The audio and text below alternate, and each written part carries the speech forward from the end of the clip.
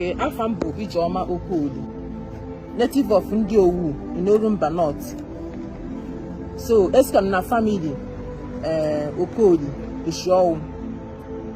Oh, when I again buying on a serious problem, my family people had on a serious problem. When I check back, we take hard to get men half for all. We do kwezo kuilana. So my brother involved in our weapon West Anambra. Nanda ni kuilana. Yeah, when we can solve a problem, they are we see okay. No, no, ilana. Na more when the case zone. We see okay, but before then, I got contact my husband. What was that in what was smoking and subadro? So here I am in 2016, April. When I have a way rich agree, 2 plots of land go. That's not 1 million, but because now boni mono, now we are 800, which is 1.6. So one of my uncle was saying, but see what 100 did name, I 1.5. So and how has you been raised? We have been a bem na Abuja. We measured the when you had the money. So from the money, oh, that's a split chaya. When I can't go you see 100,000. When I can't tell you can on because the court hand I don't know than a guy. So now we had the money, then the remaining one was given to them cash. So hand channel put out 1.5.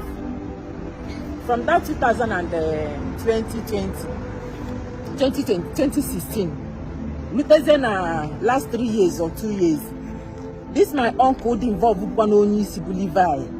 You have been the first person from Western Nuche, a Lego Panama. West here, yes, because Naba in my family, I'm a big land, plus of land. But this my uncle and Oliver, Legidoban and lecture, well, must not a family Catalana.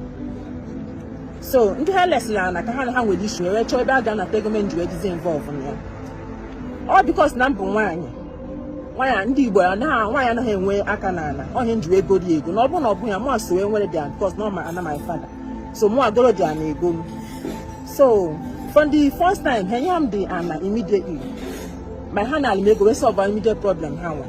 So, all the organ matters, and I did 2 0 down and bound one. None of the first person Hannah Lego. Before, after some weeks, when I thought the second person, after you can get house, and after the second person. But that second person, Hannah Lego, buzzing. Oh, God, that my uncle Levi.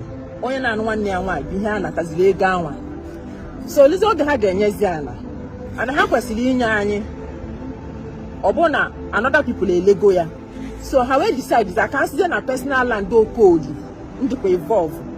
Where set to Zandi Haji, the Hana Legana. So the Obuna Hamachas and her sort was on her out. So came a chazzy. However, Ziana, when you saw that my uncle Levi, no was open came on a tons him upside down. So came at Injukatas in the Western Panobonia be here yellow the person. No one cannot South Africa. So where one can from West Uncle Kazi, Brother Gazi case we Machazia, Yanyagon Ghana, yes, in Kandoma Kumbuzo and Narigo. Also now, a mechana gemiti, Yagia talk to Levi. So I met talk to Levi. Levi now was I'm saying talk to him. What was that my uncle Levi? When I just yeah. Well, respond on the yes for no one campo. Can you hear Basalam Nan and come on go? Can you hear Basam Nan? You see, okay. Only hear Basam Nan. You're gonna make Ghana. Will you? Keep on Wesley Basabu Grom wine. I put your angel.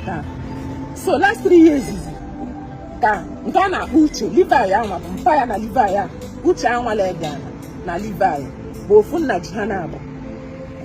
So Fun na Jihanabo, Uche Lelana, Levi Amahan Uche Lelana, on a phone car was Uche, Westana, Levi, as when you see a family, Western Lego Padiana. Levi, where Baros when at a village, you will to weapon a zook no legana, where one immediately. Sing there, Uche Lego Padat my life.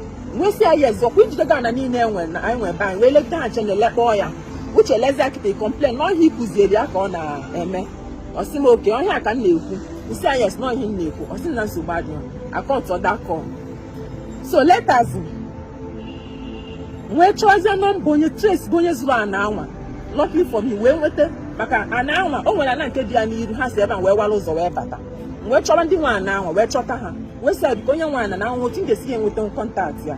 When number, where all the number, where what you can say because I know is one. Nego Kupan, and register. The man wears him now near Mari Hennako. You see, okay, in my Hennako, my name is Chanigama Hennako. It closed that day. So after some time, Obido Babaja, someone Gwaza people gonna monitoring the place. Okay, notice is not Baraja. Pokwa the number na phone. See, now when now nego ga now we can not go registered na under government.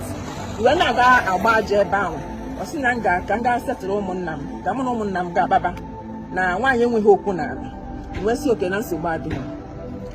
We born the mad. We born a gabasa siajan. Come man and the serious. We gabasa siajan. Gabasa is la down.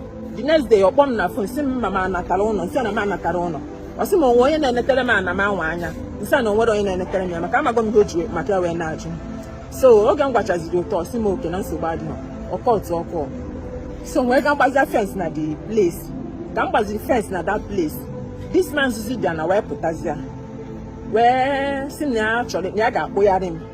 Nya kpuru m go oko. Nya kpuru m go ụmụahịa. Akpuru m ga Abuja. Nya kpuru m ga eme. Say ị ga akpo ya person na dey nwe case. Anaghị nga ega na. Abata hom na kama no gwa bihe bata na nkem. And now from the beginning, signal na they ka kwaga na lo na alge ga na eju. Because if you know more money you go live or signal one camp na one yen wo hoku na na. Isa na so bad no ni were go bet na nwo ho ego. I kucha you tan. So let us oga oziam na aka ndi chief, aka chief. I better me invite na ndi chief. I better na ndi chief. This time I better na ndi chief. I can now go 1 crate of beer. New chief, chief cabinet. Okay. And now go 1 carton of beer. I bought 5,000 naira. We told you with the wine, with the Chinese dining, and that they're gonna bank for 2 years. That you know, Bagona Bada. I'm happy and I'm Abuja Badata. I go up and up sometimes in the Oga and Wisi. Now, quota. So last I've been saying, who not bomb myself, Janaja. Okay, you can now buff see her. Now, have all, they take risk na my job. So which I never, and then that last one has not judged the case finally. I can call her and I say when you so yeah does this last one and I'm still they made the final judgment on 16th of this month. I bet you that 15th of this month, 16th of this month. I will so let her and send them na phone. Now I'm there with the 20,000 naira. They go judgment fee. Land with the 2 plates of mineral beer. 9,000, 18,000 naira. We pay gorge 3,000 naira.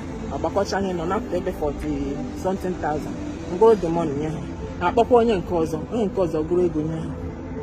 But from the time ha bidoro ikpe ha na-ekwu eziokwu ha na-ekwu bụ na mgbe emere Levite invite na mgbe emere ndị witnesses invite.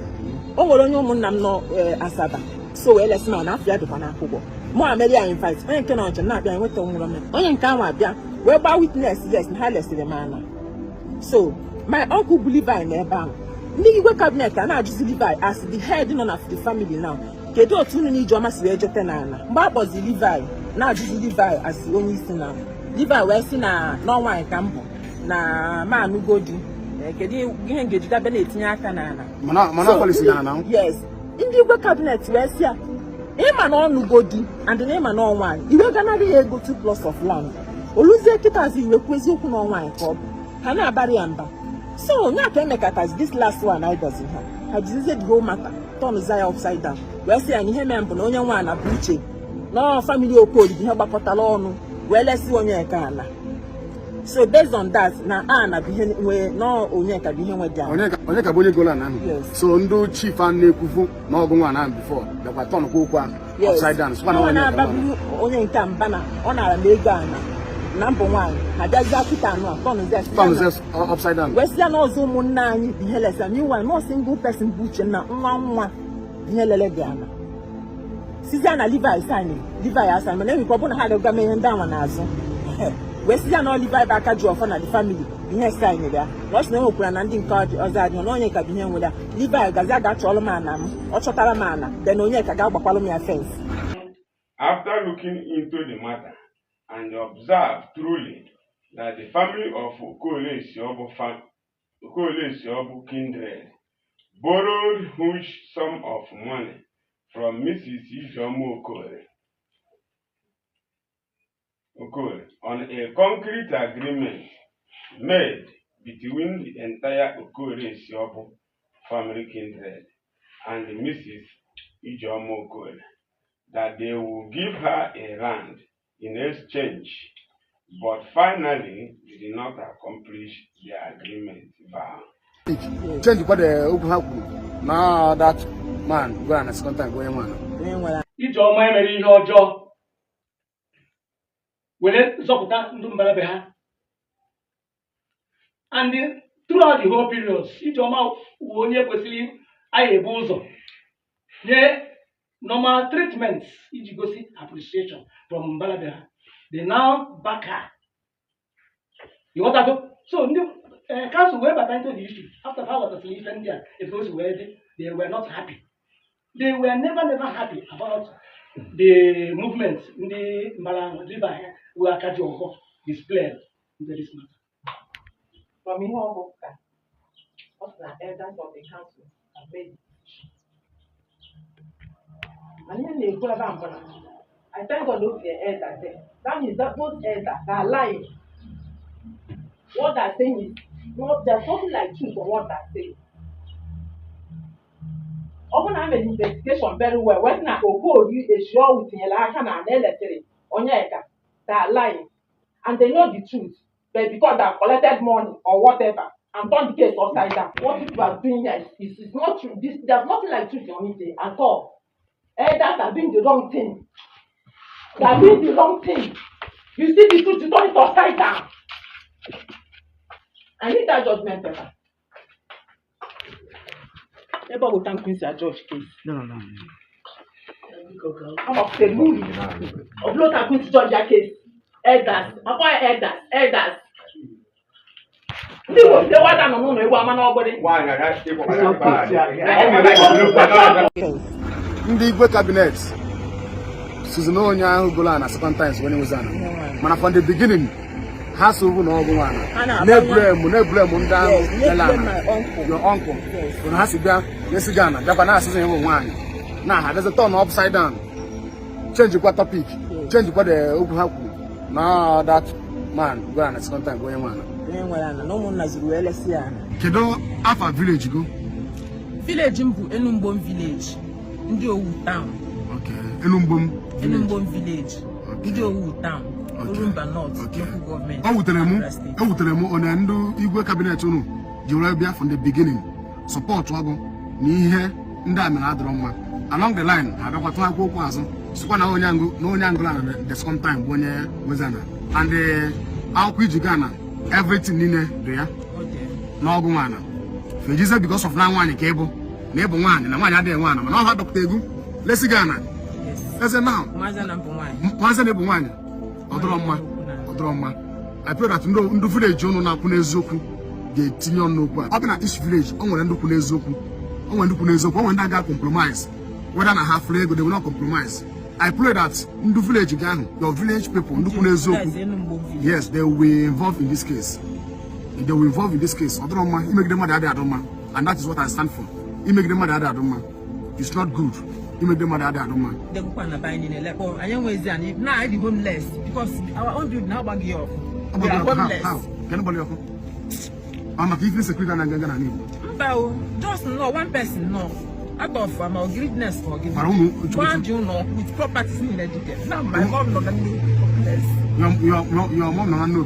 Who know what about the remember the occasion man? Why nothing? Okay,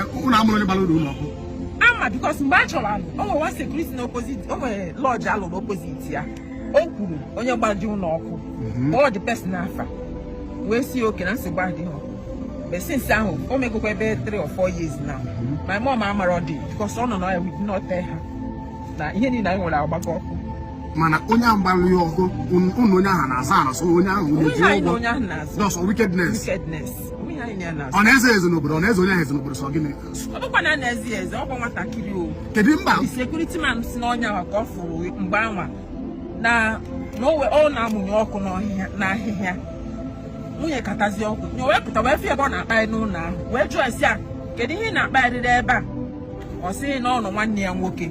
Ya na nedo ya anya. Ọpụbazia wezie ọkụ ahụ oji na etinyezi na ihe before you know it no mai boom. Unu ga-enwe ọkụ. Mana kedu ife ndị obodo mere about it? Onwe ihe ha meluo tata o. Onwe ndị obodo meluo tata. The boy aga na village unu. Ọ ka nọ ya. Government are involved in this case. Government are there because onye nwe mmadụ ihe nwe government. Hatara m me I don't understand. So we na akọ na unu bega abụọ ọkụ na. bega abogo. No, buy off and do. Then don't village.